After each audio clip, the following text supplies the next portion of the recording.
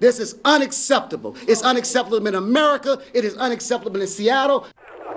New tonight, local NAACP leaders call the shooting of a black man by a Seattle police officer an assassination and cold-blooded murder. Looking live now, some of those are calling for justice. They've gathered at Northeast 85th Street in Seattle, lighting candles at the scene of the police shooting that happened in the Wedgwood neighborhood. The NAACP also says that it has hired a law firm to investigate what happened. And Matt Lorch joins us now with both sides of this story. Marnie, there is outrage tonight as local leaders called the death of Shay Taylor an execution at the hands of police, disputing police accounts about what happened in the seconds before that shooting.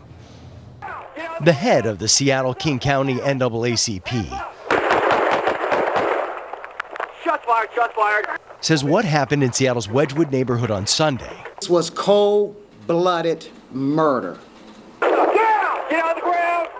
Police released this video saying you could hear the officers yell at 46-year-old Shay Taylor.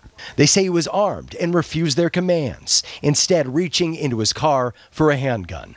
The chief saying they were working a drug operation in the area when they came across Taylor. But clearly the officers were in a very dangerous situation, took the action that they thought was appropriate at the time, and we'll let the investigation take its course. That what you've seen is the officer giving demands.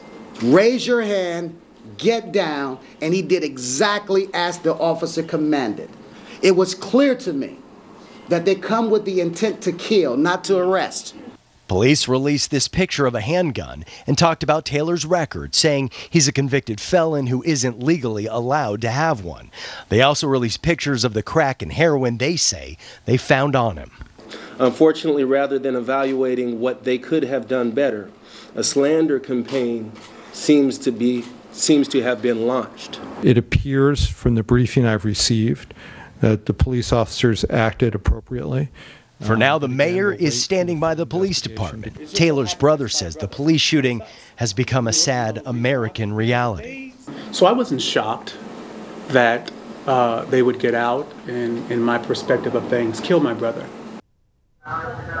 Today, police identified the two officers who fired as Michael Spalding and Scott Miller, both hired in 2008. They've been placed on paid administrative leave during the investigation.